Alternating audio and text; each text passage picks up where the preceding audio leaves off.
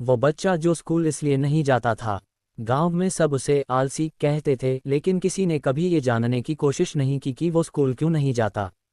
हर सुबह गली से बच्चों की हंसी, उनके बैग की आवाज़ और स्कूल की घंटी की धुन गुजरती, और वह अपने घर की चौखट पर चुपचाप बैठा उन्हें देखता रहता। उसकी आंखों में पढ़ने की चाह साफ दिखती, लेकिन कदम जैसे किसी अदृश्य जिम्मेदारी से बंधे थे। माँ रोज डांटती, पढ़ेगा नहीं तो बड़ा होकर क्या करेगा। पड़ोसी ताना मारते, दिन भर घर पर बैठा रहता है, कितना आलसी है। वह हर बार चुप रह जाता, जैसे उसके पास शब्द नहीं, सिर्फ हालात हों। स्कूल के मास्टर जी कई दिनों से उसकी गैरहाजिरी देख रहे थे। एक दिन उन्होंने ठान लिया कि वजह जाने बिना चैन नहीं मिलेगा। वे सीधे उसके घर पहुंच गए। घर के अंदर अंधेरा और सन्नाटा था। कोने में टूटी चारपाई पर उसका पिता तेज बुखार में तप रहा था। माथे पर रखा भीगा कपड़ा सूख चुका था। पास में दवाइयों की खाली शीशी और एक लोटा पानी रखा था। चूल्हा ठंडा पड़ा था, जैसे कई घंटों से कुछ पका ही न हो। मास्टर जी ने धीरे से पूछा, बेटा तुम स्कूल क्यों नहीं आते? बच्चे ने नज़रें झुका लीं। फिर धीमी आवाज़ में बोला, अगर मैं स्कूल चला जाऊं तो पापा को दवा कौन देगा? माँ सुबह से काम पर चली जाती है।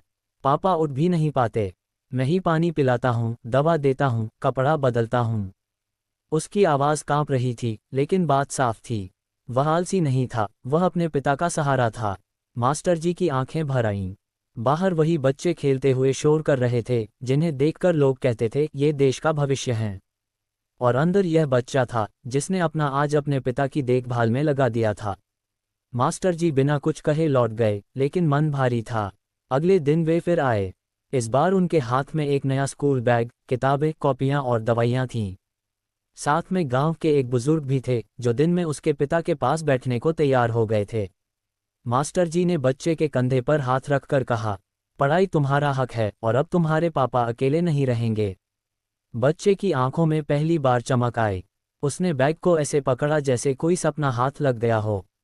वह दरवाजे से बाहर निकला, फिर एक बार मुड़कर पिता को देखा। पिता ने कमजोर हाथ उठाकर इशारा किया, जाओ। उस दिन वह पहली बार स्कूल की ओर चला। उसके कदम धीमे थे, लेकिन दिल हल्का था। आज वह सिर्फ एक बेटा नहीं, एक छात्र भी बन सकता था।